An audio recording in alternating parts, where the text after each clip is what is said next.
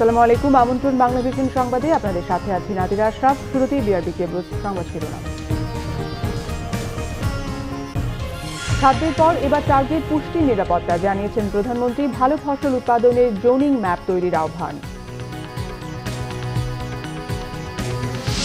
বঙ্গবন্ধুকে কটূক্তির মামলায় তারেক রহমানের 2 বছরের কারাদণ্ড। সাতক্ষীরায় শেখ হাসিনার গাড়িবহরে হামলায় বিএনপি নেতা হাবিব সহ 3 জনের 10 বছর জেল।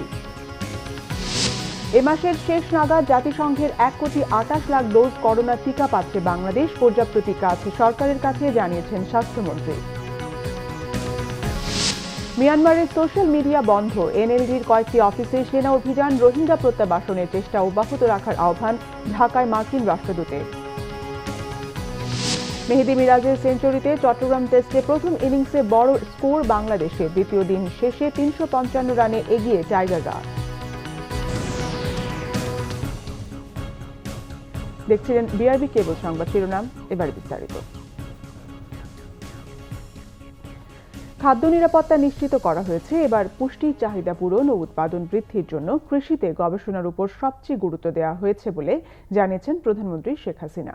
অঞ্চলভেদে কোন ফসল কোথায় ভালো হয় তার একটি জোনিং ম্যাপ করার আহ্বানও জানান তিনি। বৃহস্পতিবার বঙ্গবন্ধু আন্তর্জাতিক সম্মেলন কেন্দ্রে কৃষি গবেষণা কাউন্সিল প্রকাশিত 100টি কৃষি প্রযুক্তির বই অ্যাটলাসের মোড়ক উন্মোচন অনুষ্ঠানের আয়োজন করা হয়। অনুষ্ঠানে গণভবন থেকে ভার্চুয়ালি যুক্ত হন প্রধানমন্ত্রী শেখ হাসিনা। অনুষ্ঠানে দেয়া বক্তব্যে কৃষির উন্নয়নে গবেষণা, দীর্ঘমেয়াদী পরিকল্পনা, কৃষি যান্ত্রিকীকরণ সহ সরকারের নানা উদ্যোগ তুলে ধরেন প্রধানমন্ত্রী। বিজ্ঞানীদের জন্য কিছু করা দরকার, এবং সেটা কিভাবে করা যায়, যে শুধু বিজ্ঞানীরাই এই প্রণোদনাটা পাবেন, তার একটা চিন্তা ভাবনা করবার দায়িত্ব আপনাদের হাতে দিলাম। আপনারা বলেন, আমি সব করতে রাজি আছি, কারণ আমরা চাই আমাদের দেশটা যেহেতু কৃষি নির্ভর, কাজে কৃষিকে আমি গুরুত্ব দিতে চাই। আর আমাদের মানুষ বাড়ছে, আমাদের খাদ্য উৎপাদনও বাড়ছে। সেটা কেন? গবেষণার ফসল। আসলে গবেষণা ছাড়া কোনো অর্জন করা যাবে না, এটা হলো বাস্তবতা। কোন এলাকায় কোন ফসল ভালো হয় বিস্তারিত গবেষণার মাধ্যমে এর একটি এলাকাভিত্তিক ম্যাপ তৈরির তাগিদ দেন গবেষকদের। এর উপর নির্ভর করে কৃষি ও কৃষিজাত পণ্যের শিল্পায়নের পরিকল্পনা নেওয়ার কথাও জানান প্রধানমন্ত্রী।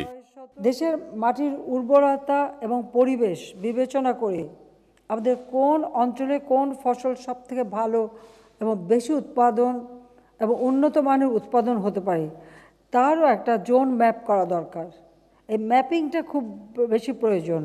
আর এই গবেষণার মধ্য দিয়ে আমাদের কৃষিকে আমরা আধুনিক প্রযুক্তি সম্পন্ন কৃষি উৎপাদন, প্রক্রিয়াজাতকরণ, বাজারজাতকরণ সব জন্য আমরা করতে পারি, সেদিকে আরও বেশি সকলে মিলে কাজ করবেন, সেটাই আমরা চাই।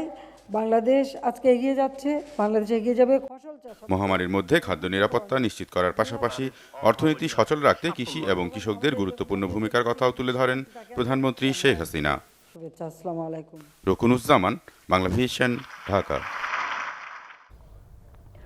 বঙ্গবন্ধুকে নিয়ে কটূক্তির অভিযোগে দায়ের করা মানহানি মামলায় বিএনপির ভারপ্রাপ্ত চেয়ারম্যান তারেক রহমানকে 2 বছরের বিনাশ্রম কারাদণ্ড ও 10,000 টাকা জরিমানা, অনাদায়ে আরও 6 মাসের বিনাশ্রম কারাদণ্ডের আদেশ দিয়েছে নড়াইলের একটি আদালত। জেলার জুডিশিয়াল ম্যাজিস্ট্রেট আদালত 2-এর বিচারক আমাতুল মোর্শেদা সকালে এ রায় দেন। পলাতক আসামি যেদিন গ্রেফতার বা আদালতে স্বেচ্ছায় হাজির হবেন সেদিন থেকে এই রায় কার্যকর হবে বলেও জানায় আদালত। মামলার বিবরণে জানা যায়, 2014 সালের 16 ডিসেম্বর যুক্তরাজ্য বিএনপির এক সমাবেশে বঙ্গবন্ধুকে রাজাকার ও পাক বন্ধু সহ নানা আপত্তিকর বক্তব্য রাখেন তারেক রহমান। পরে সেই সংবাদ দেশের একটি জাতীয় দৈনিকে প্রকাশিত হলে ওই বছরের 24 ডিসেম্বর কালিয়া আমলি আদালতে তারেক রহমানের বিরুদ্ধে মামলা করেন বীর মুক্তিযোদ্ধা মোহাম্মদ শাহজাহান বিশ্বাস। এদিকে সাতক্ষীরার কলারোয়ায় তখনকার বিরোধী দলীয় নেতা শেখ হাসিনার গাড়িবহরে হামলা মামলায় 19 বছর পর সাবেক এমপি হাবিবুল ইসলাম হাবিব সহ 50 জনের বিভিন্ন মেয়াদে কারাদণ্ড দেওয়া হয়েছে। রায়ে সন্তোষ প্রকাশ করে আনন্দ মিছিল করেছে আওয়ামী লীগ, আর প্রতিবাদ জানিয়ে বিক্ষোভ করেছে বিএনপি নেতাকর্মীরা। সাতক্ষীরা থেকে আসাদুজ্জামান আসাদের রিপোর্ট। দীর্ঘ 19 বছর পর সাতক্ষীরার কলারোয়ায় তৎকালীন বিরোধী দলীয় নেতা ও বর্তমান প্রধানমন্ত্রী শেখ হাসিনার গাড়িবহরে হামলা মামলায় 50 জনকে কারাদণ্ড দেওয়া হয়েছে। বৃহস্পতিবার সকালে সাতক্ষীরার chief judicial magistrate Mohammad Humayun Kabir এ রায় দেন। এর মধ্যে সাবেক সংসদ সদস্য হাবিবুল ইসলাম হাবিব ছাড়াও আরিফুর রহমান ও রিপনকে 10 বছর, যুবদল নেতা আব্দুল কাদের বাচ্চুকে 9 বছর এবং বাকি 46 জনকে 2 থেকে 7 বছরের কারাদণ্ড দেওয়া হয়েছে। কাউকে কালার দেয় নাই, নিম্নপক্ষের 4.5 বছর সাজা দেওয়া হয়েছে। আজকের এই রায়ের মাধ্যমে দেশে গণ ন্যায় বিচার কায়েম হইল, আইনের শাসন প্রতিষ্ঠিত হয়েছে। কেউ অন্যায় করে অযাচিতভাবে কোনো মানুষের উপরে হামলা মামলা ইত্যাদি করে রেহাই পায় না, সেটি আজকের আইনের সুবিচার প্রতিষ্ঠিত হলো। রায় ঘোষণার সময় 34 আসামি আদালতে হাজির ছিলেন, পলাতক 16 জন। ন্যায় বিচার পাননি উল্লেখ করে উচ্চ আদালতে যাওয়ার ঘোষণা দিয়েছেন আসামি পক্ষের আইনজীবী। আমরা তো ন্যায় বিচার পাইনি, সে তো ছিলই না এখানে, আমরা রায় সন্তুষ্ট হবো কেমন করে? আমরা উচ্চ আদালতে যাব, আশা করি উচ্চ আদালত আমাদেরকে ন্যায় বিচার দিবেন। ব্যক্তি স্বার্থ চরিতার্থ করার জন্য মামলাটাতে সবাই বেশি উৎসাহ উদ্দীপনা দেখিয়েছেন। সাতক্ষীরার কলারোয়ায় ধর্ষণের শিকার এক মুক্তিযোদ্ধার স্ত্রীকে দেখতে 2002 সালের 30 আগস্ট তৎকালীন বিরোধী দলীয় নেতা শেখ হাসিনা সাতক্ষীরা সদর হাসপাতালে যান। সেখান থেকে যশোরে ফেরার পথে কলারোয়া বিএনপি অফিসের সামনে হামলা হয় তার গাড়িবহরে। আহত হন শেখ হাসিনার সফর সঙ্গীদের অনেকে। এ ঘটনায় বিএনপি, যুবদল ও ছাত্রদলের 27 জনের বিরুদ্ধে মামলা করেন মুক্তিযোদ্ধা মোহাম্মদ মোসলেম উদ্দিন। পরবর্তীতে মামলাটি খারিজ হয়ে গেলেও 2014 সালের 15 অক্টোবর ফের সচল হয়। এ সময় 50 জনের বিরুদ্ধে চার্জশিট দেয়া হয়। মামলার রায়কে স্বাগত জানিয়ে আনন্দ মিছিল করেছে আওয়ামী লীগ নেতাকর্মীরা। মিছিলে নেতৃত্ব দেন সংসদ সদস্য সাবেক স্বাস্থ্যমন্ত্রী ডাক্তার আফম রুহুল হক।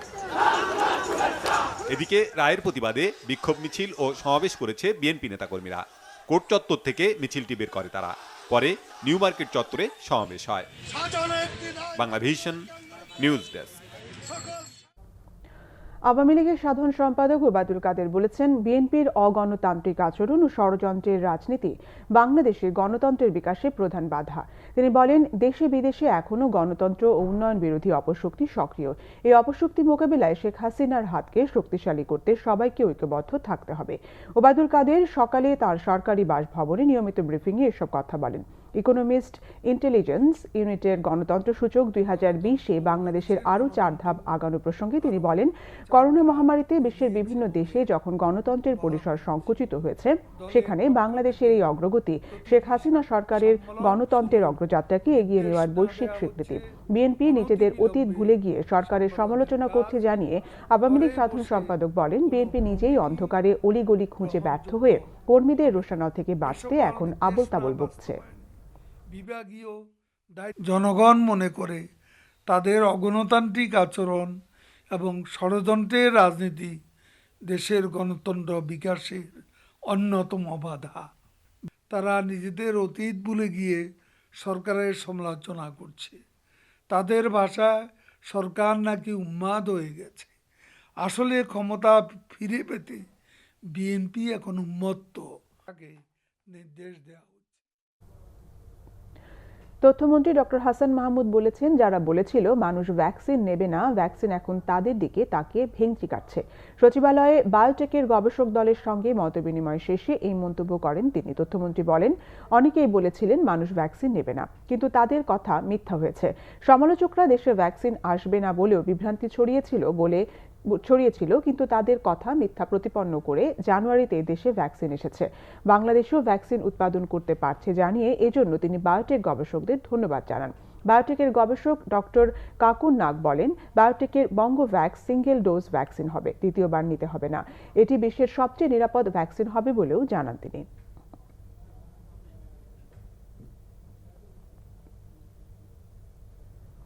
বিএনপির সিনিয়র যুগ্ম মহাসচিব রুহুল কবির রিজভীর অভিযোগ, তাদের দলকে ধ্বংস করতে একের পর এক দলীয় নেতাদের সাজা দেওয়া হচ্ছে। নয়াপল্টনে দলের কেন্দ্রীয় কার্যালয়ের সংবাদ সম্মেলনে তিনি বলেন, নির্দোষ প্রতিপক্ষকে সাজা দিতে আদালতকে ব্যবহার করছে ক্ষমতাসীনরা। রুহুল কবির রিজভী বলেন, গুম খুন দুর্নীতি আড়ালের লক্ষ্যেই বিরোধী মত দমন করছে সরকার। এর অংশ হিসেবেই সাতক্ষীরার সাবেক এমপি হাবিবুল ইসলাম হাবিব সহ বিএনপি নেতাকর্মীদের কারাদণ্ড সহ বিভিন্ন সাজা দেওয়া হয়েছে। যে স্রোত আর কোনো ইয়াত্তা নেই। ষড়যন্ত্র হাবিবুল ইসলাম হাবিব সহ সাতক্ষীরার স্থানীয় নেতৃবৃন্দের নামে রাজনৈতিক উদ্দেশ্য প্রণোদিত মামলা দেওয়া হয়, অথচ সেদিন হাবিবুল ইসলাম হাবিব ঢাকায় অবস্থান করছিলেন। আওয়ামী সরকার বিএনপিকে ধারাবাহিকভাবে ধ্বংস করার অংশ হিসেবে দীর্ঘদিন পর এই মামলাটি পুনরুজ্জীবিত করে।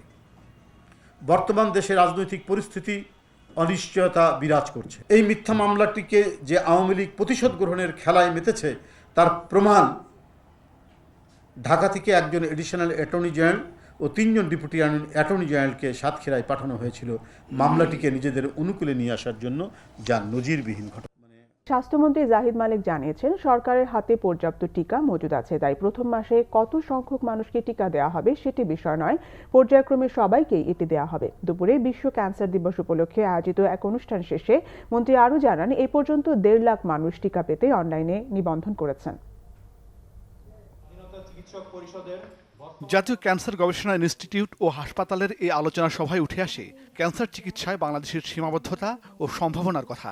বক্তারা জানান, মানুষের ভুল জীবনাচরণ ও ভেজাল খাদ্যের কারণে এ রোগে আক্রান্তের হার বেড়েই চলছে। তবে 8টি বিভাগে নির্মাণাধীন নতুন হাসপাতালে আলাদা ক্যান্সার ইউনিট গঠনের পাশাপাশি আধুনিক যন্ত্রপাতি কেনার প্রক্রিয়া চলছে বলে জানালেন স্বাস্থ্য মন্ত্রণালয়ের সংশ্লিষ্টরা। যে কত দামি মেশিন। ক্যান্সার চিকিৎসার পাশাপাশি সংশ্লিষ্টদের বক্তব্যে গুরুত্ব পায় করোনা ভ্যাকসিন প্রসঙ্গ। স্বাস্থ্য সচিব জানান, সব শ্রেণীর মানুষই ধারাবাহিকভাবে টিকার আওতায় আসবে। সমস্ত সেক্টরকে, সমস্ত কমিউনিটিকে আমরা যাতে এই টিকাটা দিতে পারি এবং এই করোনা থেকে যাতে আমরা, আল্লাহ যেন আমাদেরকে উদ্ধার করে, রেজিস্ট্রেশনের বাইরেও কিভাবে মানুষকে টিকা দেওয়া যায় সেই ব্যবস্থা গ্রহণ করেছি। অনুষ্ঠান শেষে গণমাধ্যমের সাথে কথা বলেন স্বাস্থ্যমন্ত্রী। জানান, করোনা টিকা নিবন্ধন প্রক্রিয়ায় শুরুর দিকে সমস্যা থাকলেও তা কেটে গেছে। প্রায় 1.5 লক্ষ লোক অলরেডি নিবন্ধিত হয়েছে এবং প্রতি ঘন্টায় এখন অনেক বাড়ছে। টিকা আমাদের হাতে যা আছে এগুলা পর্যায়ক্রমে আমরা দিয়ে যাব। এখানে সেই 30 লাখ আর 70 লাখ বিষয় সেটা না, আমাদের টিকা আমরা দিতে থাকব এবং টিকা আসতে থাকবে, আমরা দিতে থাকবো। মন্ত্রী জানান, জাতিসংঘের মাধ্যমে কোভ্যাক্সের টিকা নেওয়ার প্রক্রিয়া শিগগিরই শুরু হচ্ছে, আর চলতি বছরেই 6 কোটি টিকা পাবে বাংলাদেশ। আরও 6 কোটি 6.5 কোটি আমরা টিকা পাবো, সেটাও আমরা এপ্রিল মে থেকে আমরা আশা করছি কিছু কিছু পাবো। মাইনুল শোভন, বাংলা ভিশন, ঢাকা। অন্যদিকে 7 ফেব্রুয়ারি থেকে নিবন্ধিত ব্যক্তিদের করোনা ভ্যাকসিন দিতে সব প্রস্তুতি শেষ করেছে বঙ্গবন্ধু শেখ মুজিব মেডিকেল বিশ্ববিদ্যালয় ও ঢাকা মেডিকেল কলেজ হাসপাতাল। বঙ্গবন্ধু শেখ মুজিব মেডিকেলে প্রতিদিন 1200 এবং ঢাকা মেডিকেলে 600 জনকে টিকা দেওয়া হবে। পুরুষ ও নারীদের জন্য আলাদা টিকা কেন্দ্র, বিশ্রামের ব্যবস্থা এবং পার্শ্ব প্রতিক্রিয়া দেখা দিলে তাৎক্ষণিক চিকিৎসার ব্যবস্থা করার কথা জানিয়েছে হাসপাতাল কর্তৃপক্ষ। 7 ফেব্রুয়ারি সারা দেশে একযোগে শুরু হচ্ছে করোনা ভ্যাকসিন কার্যক্রম। 55 বছরের ঊর্ধ্বে এবং করোনাকালীন সম্মুখ যোদ্ধারা যারা অনলাইনে টিকার জন্য নিবন্ধন করেছেন তাদের দেয়া হবে এই টিকা। রাজধানীতে 5টি হাসপাতালে এই ভ্যাকসিন দেয়া হবে। এর মধ্যে বঙ্গবন্ধু শেখ মুজিব মেডিকেল বিশ্ববিদ্যালয় হাসপাতাল হোটেল ইন্টারকন্টিনেন্টালের বিপরীত পাশে নবনির্মিত কনফারেন্স সেন্টারে করোনা টিকা কেন্দ্র চালু করেছে। টিকা দেওয়ার জন্য 8টি বুথ খোলা হয়েছে। 8টা বুথে প্রতিটা 150 করে, তার মানে অলমোস্ট 1200 মতো আমরা সক্ষম। একজন ভ্যাকসিন দেওয়ার পর আমাদের একটা পয়েন্ট আছে, এই পয়েন্টটাকে আমরা বলছি হচ্ছিল পোস্ট ভ্যাকসিন অপেক্ষাগার। সেই জায়গায় 30 মিনিট তাদেরকে আমরা হোল্ড করে রাখবো এবং এই অবস্থায় নিবিড়ভাবে তারা পর্যবেক্ষণ করবে। আমাদের একটা স্ট্যান্ড বাই মেডিকেল টিম থাকবে। ঢাকা মেডিকেল কলেজ হাসপাতাল তাদের জরুরি বিভাগের বেসমেন্টে কোভিড ভ্যাকসিনের জন্য বিশেষ ব্যবস্থা করেছে। পুরুষ ও নারীদের জন্য আলাদাভাবে 4টি বুথে টিকা দেওয়া হবে বলে জানিয়েছেন হাসপাতালটির পরিচালক। কয়েক ঘন্টার একটা নোটিশ দিলে আমরা কিন্তু ভ্যাকসিন দিয়ে দিতে পারবো। আমাদের জনবল আছে, ট্রেন্ড লোকজন আছে যারা ভ্যাকসিন দিবে, তাদেরকে যারা সাপোর্ট করবে সেটাও আছে। ভ্যাকসিন কোথায় রাখবো সেই ব্যবস্থা আমাদের তৈরি করা। ভ্যাকসিন দেওয়ার পরে যদি কেউ কতক্ষণ অপেক্ষা করবে, কি বিষয়, সেগুলো আমাদের সব সেট করা। বঙ্গবন্ধু শেখ মুজিব মেডিকেল হাসপাতালে অনলাইনে ছাড়াও সশরীরে হাজির হয়ে সিনিয়র সিটিজেন নিবন্ধন করে টিকা দিতে পারবেন। তবে ঢাকা মেডিকেলে নিবন্ধন ছাড়া কাউকেই কোভিড ভ্যাকসিন দেওয়া হবে না বলে জানিয়েছেন হাসপাতাল কর্তৃপক্ষ। আমরা তখন বেশি বুথ খুলে তাদেরকে তাড়াতাড়ি ভ্যাকসিন দেওয়ার জন্য। সৈকত সাদিক, বাংলা ভিশন, ঢাকা। যারা রয়েছেন না। বিশ্ব ক্যান্সার দিবস আজ। দেশে ক্যান্সারে আক্রান্ত রোগীর সংখ্যা বাড়তে থাকলেও বাড়ছে না চিকিৎসার সক্ষমতা। সরকারি ও বেসরকারি মাত্র 13টি ক্যান্সার চিকিৎসার হাসপাতাল থাকলেও তাতেও রয়েছে অবকাঠামোগত সমস্যা। বিশ্ব স্বাস্থ্য সংস্থার তথ্য মতে বাংলাদেশে প্রতি বছর 2.5 লাখ নতুন ক্যান্সারের রোগী শনাক্ত হলেও চিকিৎসার আওতায় আসছে মাত্র 50,000। চিকিৎসকরা বলছেন, প্রথম ধাপে ক্যান্সার শনাক্ত করা গেলে 95% রোগী বাঁচানো সম্ভব। মাইনুল শোভনের আরেকটি রিপোর্ট। কিশোর মতিন। শিশুবেলায় একবার পা ভেঙে যায়, এরপর চিকিৎসায় সুস্থ হলেও সে সময়ের ক্ষত থেকে 5 বছর পর ক্যান্সার। চিকিৎসকরা জানিয়েছেন সময় মতো শনাক্ত না হওয়ায় কেটে ফেলতে হবে একটি পা। এভাবেই প্রথম দিকে রোগ শনাক্ত না হওয়া অসংখ্য রোগী হাসপাতালের শয্যায় শেষ প্রহর গুনছেন। আগে ছিল একটু পায়ে ব্যথা এলাকার বিভিন্ন স্বাস্থ্য কর্মীদের সাথে চিকিৎসা নিয়েছিলাম, ব্যথাটা কমে নেয়। দেশের ক্যান্সার চিকিৎসার সবচেয়ে বড় কেন্দ্র জাতীয় ক্যান্সার গবেষণা ইনস্টিটিউট ও হাসপাতাল। দিনরাত ভিড় লেগেই থাকে। গত 1 মাসেই বহির্বিভাগ ও শয্যা মিলে এখানে চিকিৎসা নিয়েছেন প্রায় 50,000। রোগীদের বাড়তি চাপে হিমশিম খেতে হয় সংশ্লিষ্টদের। বিশ্ব স্বাস্থ্য সংস্থার নিয়ম অনুযায়ী প্রতি 10 লাখ মানুষের জন্য একটি করে ক্যান্সার চিকিৎসা কেন্দ্র দরকার। সেই হিসাবে বাংলাদেশের প্রয়োজন 180টি, অথচ কেন্দ্র আছে 31টি। ক্যান্সার চিকিৎসার অন্যতম বড় হাতিয়ার রেডিওলজি থেরাপি। দেশের সব হাসপাতাল মিলিয়ে 250টি রেডিওলজি মেশিন থাকার কথা থাকলেও আছে 57টিতে। সবচেয়ে বড় অসঙ্গতি মিলবে ক্যান্সারে আক্রান্ত রোগীদের সংখ্যা নিরূপণে।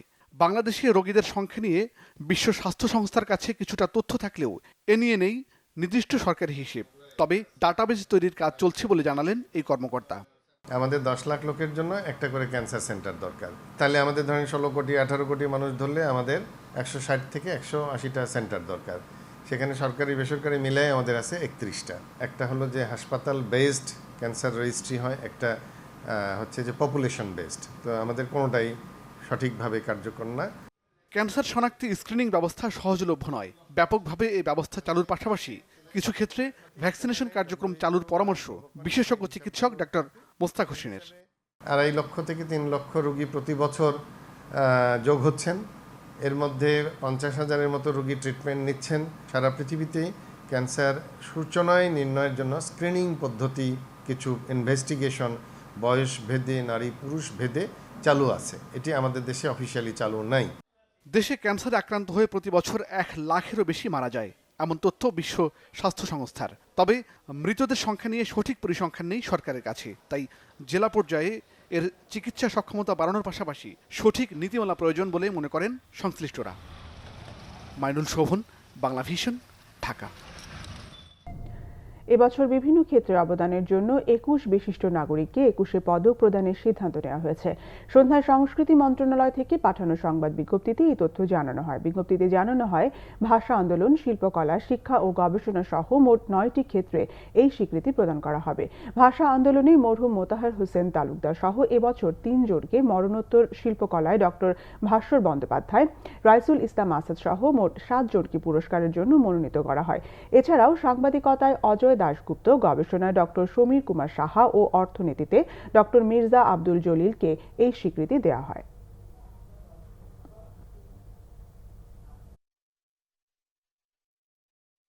নির্বাচন কমিশনার কবিতা খানম বলেছেন, নির্বাচন কমিশনকে বিতর্কিত করার জন্যই সিইসি সহ কমিশনারদের বিরুদ্ধে সুপ্রিম জুডিশিয়াল কাউন্সিল গঠনের দাবি করা হচ্ছে। দুপুরে নির্বাচন কমিশনের সাম্প্রতিক নির্বাচন নিয়ে এই মন্তব্য করেন তিনি।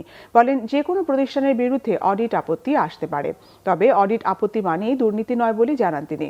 আইনের মধ্য দিয়ে বিষয়টির সুরাহা করা হবে বলেও জানান নির্বাচন কমিশনার কবিতা খানম। এ সময় সাম্প্রতিক স্থানীয় নির্বাচনে ব্যালট ও ইভিএম দুটিতেই ভোটারের উপস্থিতি ক্রমান্বয়ে বেড়েছে বলেও জানান তিনি। কবিতা খানম জানান, স্থানীয় সরকার সহ যে কোনো নির্বাচনে লিখিত অভিযোগ পেলে ব্যবস্থা নেওয়া হয়। বলেন, ঢাকা ও চট্টগ্রামের নির্বাচনে অভিযোগের ব্যবস্থা নেওয়া হয়েছে। তাৎক্ষণিকভাবে বন্ধ করে দিই। মাঠটাকে নিয়ন্ত্রণ কিন্তু আমাদের পক্ষে অডিট আপত্তি মানে কিন্তু দুর্নীতি না। অডিট আপত্তি হচ্ছে যে খাতে খরচ করা উচিত ছিল সেই খাতে আমরা ঠিকমতো খরচ করেছি কিনা বা অনুমোদন ছিল কিনা, এই বিষয়গুলো কিন্তু অডিট আপত্তিতে দেখা হয়। অডিট আপত্তি তো প্রত্যেকটা প্রতিষ্ঠানেই আসতে পারে। এটা মানে এটা নয় যে একেবারে আমরা দুর্নীতির সঙ্গে এটা সম্পৃক্ত করে দেওয়া। যদি সুনির্দিষ্ট অভিযোগ আসে তো নিশ্চয়ই এটা রিটার্নিং অফিসারের কিন্তু এই ক্ষমতাটা নাই যে একটা অভিযোগ এসছে সে ফাইলবন্দি করে রাখবে। রিটার্নিং অফিসার বাধ্য সেই অভিযোগের তদন্তের পরে যদি প্রাথমিক থাকে সেটার বিরুদ্ধে আইনানুগ ব্যবস্থা নেওয়া। জ্বালানি খাতে ভর্তুকির সামনে আরও কমাবে সরকার, জানিয়েছেন প্রধানমন্ত্রীর বিদ্যুৎ ও জ্বালানি বিষয়ক উপদেষ্টা ডক্টর তৌফিক ইলাহি চৌধুরী। জ্বালানি দক্ষতা বৃদ্ধি বিষয়ক এক ভার্চুয়াল আলোচনায় অংশ নিয়ে কথা জানান তিনি। ডক্টর তৌফিক ইলাহি চৌধুরী বলেন, ভর্তুকি শুধু জ্বালানি খাতে দিলে চলবে না, অন্য খাতের দিকেও নজর দিতে হবে। এজন্য নতুন খাতে ভর্তুকি দিয়ে সেগুলোকে সরকার এগিয়ে নিতে চায়। পুরনো কোম্পানি জ্বালানি সাশ্রয়ী প্রযুক্তি গ্রহণ করারও পরামর্শ দেন ডক্টর তৌফিক ইলাহি চৌধুরী। নতুন ইপিজেডগুলোতে শিল্প স্থাপনে জ্বালানি সাশ্রয়ী প্রযুক্তি ব্যবহারের শর্ত দেওয়া উচিত বলেও মনে করেন প্রধানমন্ত্রীর এই উপদেষ্টা।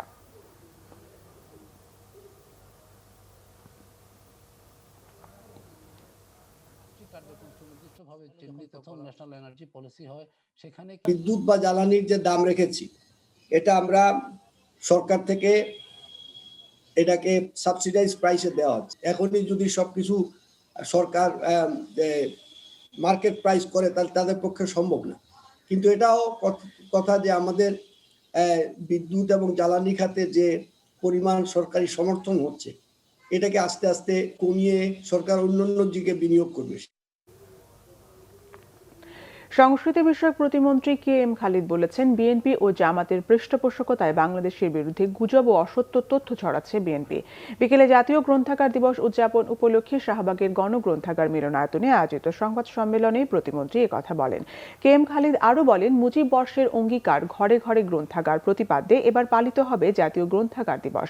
2018 সাল থেকে প্রতি বছর 5 ফেব্রুয়ারিতে এই গ্রন্থাগার দিবসটিকে পালন করে আসছে সংস্কৃতি বিষয়ক মন্ত্রণালয়। জ্ঞানভিত্তিক আলোকিত সমাজ গড়া, সমাজ থেকে নিরক্ষরতা ও চিন্তার পশ্চাৎপদতা দূরীকরণ, অর্জিত শিক্ষার সংস্কার এবং সম্প্রসারণে এই দিবসটি পালন করা হয়।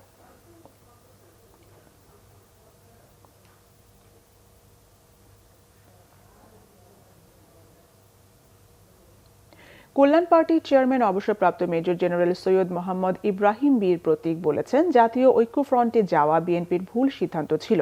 এরপরও বিএনপি নেতৃত্বাধীন 20 দলীয় জোটে কল্যাণ পার্টি ছিল, যতদিন প্রয়োজন থাকবে ততদিনই জোটভুক্ত থাকবেন বলে জানান তিনি। স্বাধীনতার সুবর্ণ জয়ন্তী উপলক্ষে কল্যাণ পার্টির বৃহস্পতিবারের নৈশ ভোজ অনুষ্ঠান ভণ্ডুলের প্রতিবাদে ঢাকা সংবাদ সম্মেলনে এই মন্তব্য করেন সৈয়দ মোহাম্মদ ইব্রাহিম। তিনি জানান, রাজধানীর একটি রেস্তোরাঁয় কল্যাণ পার্টির নৈশ ভোজে অংশ নিতে অর্ধ শতাধিক কূটনীতিক, সুশীল সমাজের প্রতিনিধি ও রাজনৈতিক নেতৃবৃন্দের অংশ নেওয়ার কথা ছিল, কিন্তু শেষ মুহূর্তে হীন স্বার্থ এবং পরশ্রী কাতরতা থেকে সেই অনুষ্ঠান করতে দেয়নি সরকার। সৈয়দ ইব্রাহিম অভিযোগ করেন, দেশে বিরাজনীতিকরণের এক ভীতিকর পরিস্থিতি চলছে। সরকার দুর্নীতির ভারে নুয়ে পড়েছে বলেও মন্তব্য করেন কল্যাণ পার্টির চেয়ারম্যান। ঢাকা দক্ষিণ সিটি কর্পোরেশনের কোনো মাঠ খেলাধুলা ছাড়া অন্য কাজে ব্যবহার করতে দেওয়া হবে না বলে জানিয়েছেন mayor barrister Sheikh Fazle Noor Taposh. Mayor জানান, সিটি কর্পোরেশন এলাকার যেসব জায়গায় খেলার মাঠের জন্য নির্ধারিত, সেগুলোতে অবৈধ দখল থাকলে তা উদ্ধার করা হবে। কোনো ব্যক্তি বা প্রতিষ্ঠান যেন ভবিষ্যতে এগুলো আর দখল না করতে পারে, সেজন্য সবাইকে সোচ্চার হওয়ার আহ্বানও জানিয়েছেন তিনি। সকালে নগর ভবনে আন্তঃওয়ার্ড ক্রীড়া প্রতিযোগিতার উদ্বোধন অনুষ্ঠান হয়। এ সময় মেয়র তাপস বলেন, সিটি কর্পোরেশনের মাঠে নিয়মিত খেলাধুলার পাশাপাশি বিভিন্ন প্রতিযোগিতাও হবে। রংপুর বেগম রোকেয়া বিশ্ববিদ্যালয়ে জাতীয় পতাকা অবমাননা মামলায় 18 শিক্ষক ও এক কর্মকর্তাকে জামিন দিয়েছে আদালত। বৃহস্পতিবার দুই পক্ষের আইনজীবীর যুক্তি তর্ক শেষে তাদের জামিন মঞ্জুর করেন সিনিয়র জুডিশিয়াল ম্যাজিস্ট্রেট 3-এর বিচারক ফজলে ইলাহি। 17 ডিসেম্বর উপাচার্য ডক্টর নাজমুল আলম কলিমুল্লাহ ও শিক্ষক সমিতির সাধারণ সম্পাদক তাবিউর রহমান প্রধান 18 জন শিক্ষক ও উপাচার্যের PS আমিনুল ইসলামের বিরুদ্ধে পতাকা বিকৃতির অভিযোগে মামলা করেন ছাত্রলীগ নেতা আরিফ হোসেন আরিফ, বিশ্ববিদ্যালয়ের শিক্ষক মশিউর রহমান ও মাহমুদুর রহমান।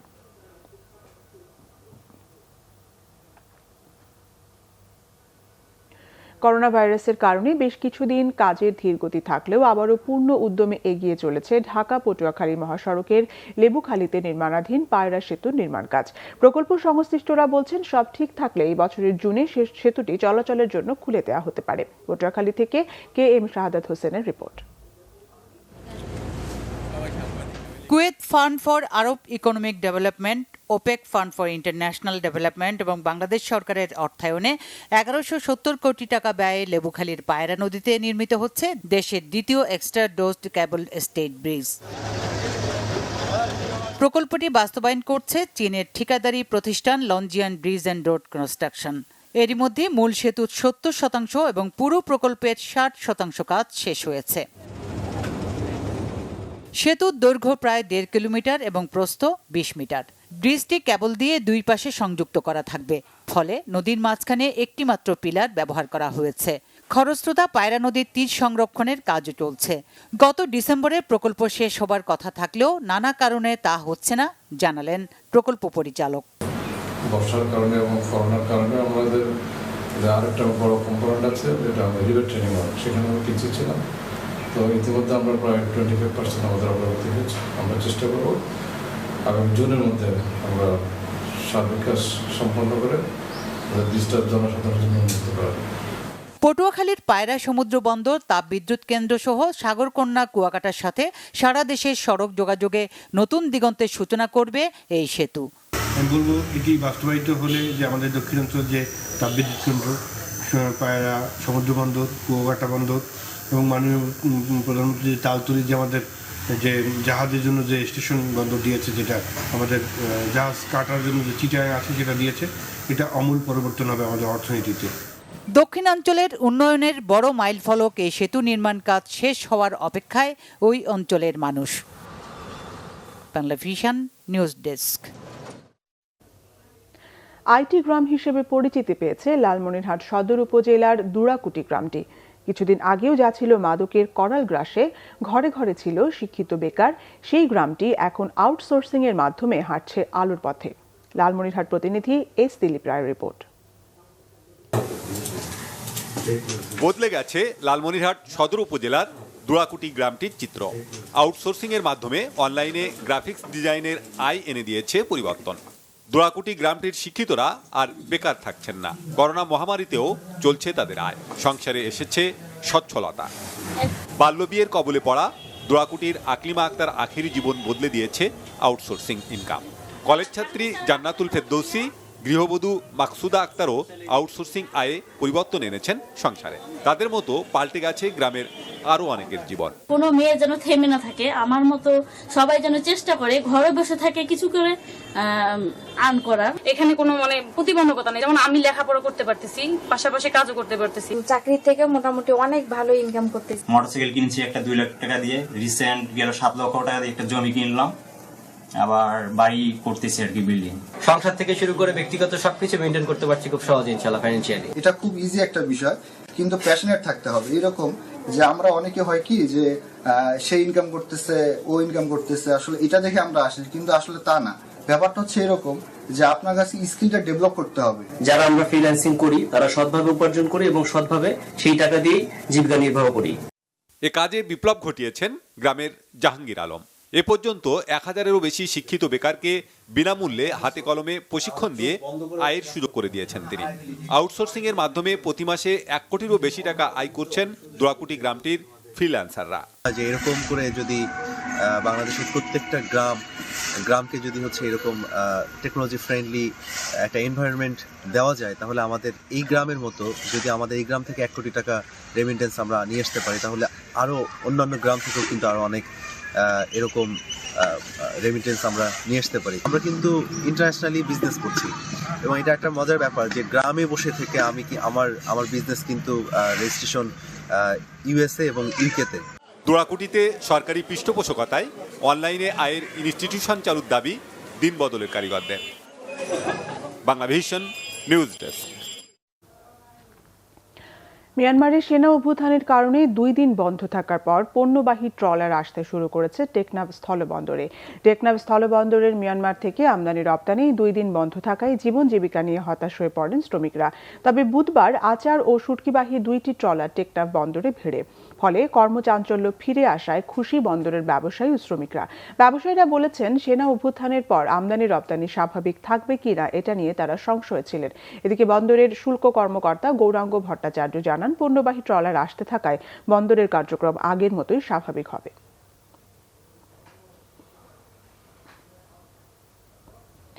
সুন্দরবনে বাঘ, হরিণ সহ বন্যপ্রাণী হত্যা আর পাচার রোধে রেড অ্যালার্ট জারি হয়েছে সুন্দরবন পূর্ব বিভাগে।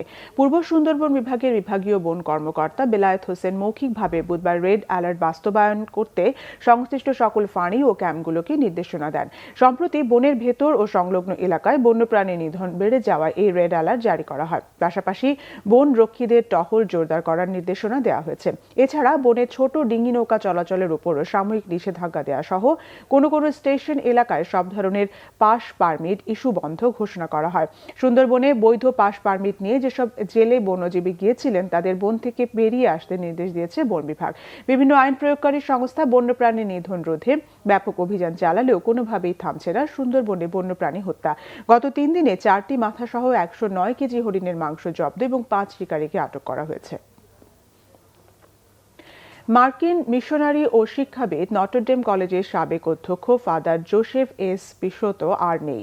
বৃহস্পতিবার সকালে রাজধানীর বনশ্রীতে যাজকদের জন্য নির্ধারিত হাউসে তিনি শেষ নিঃশ্বাস ত্যাগ করেন। মৃত্যুকালে তার বয়স হয়েছিল 87 বছর।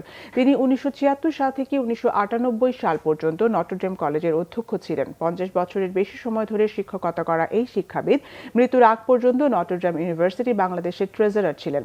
আমেরিকার ইউনিভার্সিটি অফ পোর্টল্যান্ড থেকে ইঞ্জিনিয়ারিং পাশ করে 1962 সালে তিনি পূর্ব পাকিস্তানে আসেন এবং নটরডেম কলেজে পদার্থবিদ্যার শিক্ষক হিসেবে যোগ দেন। গত ডিসেম্বরে ফাদার পিশোতো করোনায় আক্রান্ত হয়ে স্কয়ার হাসপাতালে ভর্তি হন। পরে তিনি সুস্থ হয়ে বাসায় ছিলেন। বিকেল 3টায় ফাদার পিশোতোর মরদেহ নেওয়া হয় তার দীর্ঘদিনের কর্মস্থল নটরডেম কলেজ ও ইউনিভার্সিটিতে। সেখানে কলেজের শিক্ষক, কর্মচারী এবং ছাত্ররা তার মরদেহে শ্রদ্ধা জানায়। শুক্রবার সকালে তেজগাঁও চার্চ প্রাঙ্গণে প্রার্থনা ও শ্রদ্ধা নিবেদন শেষে গাজীপুরের পুবাইলে তার মরদেহ সমাহিত করা হবে। আরো কিছু খবর নিয়ে একটি ডেস্ক রিপোর্ট। ট্রান্সকম ইলেকট্রনিক্সের সহযোগিতায় জাপানি প্রযুক্তিতে তৈরি 9টি মডেলের এসি বাংলাদেশের বাজারে নিয়ে এসেছে ডাইকিন। এসিগুলোর মোড়ক উন্মোচন অনুষ্ঠানে বক্তব্য রাখেন ডাইকিনের ভাইস প্রেসিডেন্ট মনোজ আগরওয়াল। এ সময় তিনি বলেন, পরিবেশের বিরূপ প্রভাব মোকাবেলা ও ভবিষ্যৎ সুরক্ষার উপর জোর দিয়েছে ডাইকিন। অনুষ্ঠানে ট্রান্সকম ইলেকট্রনিক্স লিমিটেডের ডিরেক্টর ইয়ামিন শরীফ চৌধুরী বলেন, এসিগুলো বাংলাদেশের বাজারে সমাদৃত ও নির্ভরযোগ্য ব্র্যান্ড। এসিগুলো বাজারজাত করতে দেশের বড় বড় শহরগুলোতে 150 জনেরও বেশি ইনস্টলার কর্মীকে প্রশিক্ষণ দিয়েছে ডাইকিন। অনুষ্ঠিত হলো যমুনা ব্যাংকের বার্ষিক সম্মেলন 2021। প্রধান অতিথি ব্যাংকের পরিচালনা পর্ষদের চেয়ারম্যান ফজলুর রহমান সম্মেলনের উদ্বোধন করেন।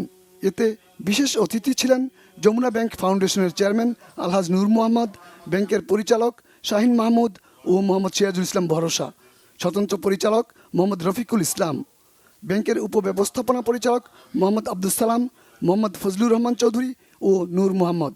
সভাপতিত্ব করেন যমুনা ব্যাংক লিমিটেডের ব্যবস্থাপনা পরিচালক ও সিইও মির্জা ইলিয়াস উদ্দিন আহমেদ। অনুষ্ঠানে ব্যাংকটির বিভিন্ন শাখা প্রধানদের চেয়ারম্যান অ্যাওয়ার্ডস 2020 প্রদান করা হয়। গম ও বোরো ধান কাটার কাজ সহজ করতে এসিআই মোটরস 2টি ইয়ানমার সার্ভিস ভ্যান বাজারে নিয়ে এসেছে।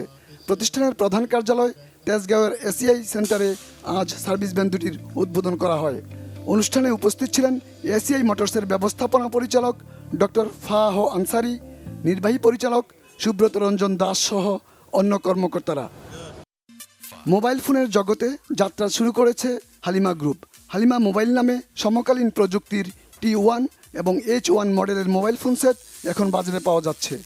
কুমিল্লার স্টেশন ক্লাবে পণ্যের উদ্বোধনী অনুষ্ঠানের আয়োজন করা হয়। এতে প্রধান অতিথি ছিলেন কুমিল্লা 6 আসনের সংসদ সদস্য আ.ক.ম. বাহাউদ্দিন বাহার। বিশেষ অতিথি ছিলেন বাংলাদেশ হাইটেক পার্ক কর্তৃপক্ষের ব্যবস্থাপনা পরিচালক হুসনে আরা বেগম, কুমিল্লার জেলা প্রশাসক আবুল ফজল মীর ও পুলিশ সুপার ফারুক আহমেদ। সভাপতিত্ব করেন হালিমা গ্রুপের চেয়ারম্যান আবুল কালাম হাসান টগর। Bangla vision news desk. সংবাদ শেষ করব বিআরবি কেবল শিরোনামগুলো আরেকবার জানিয়ে। খাদ্যের পর এবার টার্গেট পুষ্টির নিরাপত্তা, জানিয়েছেন প্রধানমন্ত্রী। ভালো ফসল উৎপাদনে জোনিং ম্যাপ তৈরির আহ্বান। বঙ্গবন্ধুকে কটূক্তির মামলায় তারেক রহমানের 2 বছরের কারাদণ্ড। সাতক্ষীরায় শেখ হাসিনার গাড়িবহরে হামলায় বিএনপি নেতা হাবিব সহ 3 জনের 10 বছর জেল। এ মাসের শেষ নাগাদ জাতিসংঘের 1,28,00,000 ডোজ করোনার টিকা পাচ্ছে বাংলাদেশ। পর্যাপ্ত টিকা আছে সরকারের কাছে, জানিয়েছেন স্বাস্থ্যমন্ত্রী। মিয়ানমারের সোশ্যাল মিডিয়া বন্ধ, এনএসডির কয়েকটি অফিসের সেনা অভিযান, রোহিঙ্গা প্রত্যাবাসনের চেষ্টা অব্যাহত রাখার আহ্বান ঢাকায় মার্কিন রাষ্ট্রদূতের। মেহেদী মিরাজের সেঞ্চুরিতে চট্টগ্রাম টেস্টে প্রথম ইনিংসে বড় স্কোর বাংলাদেশের, দ্বিতীয় দিন শেষে 355 রানে এগিয়ে টাইগাররা।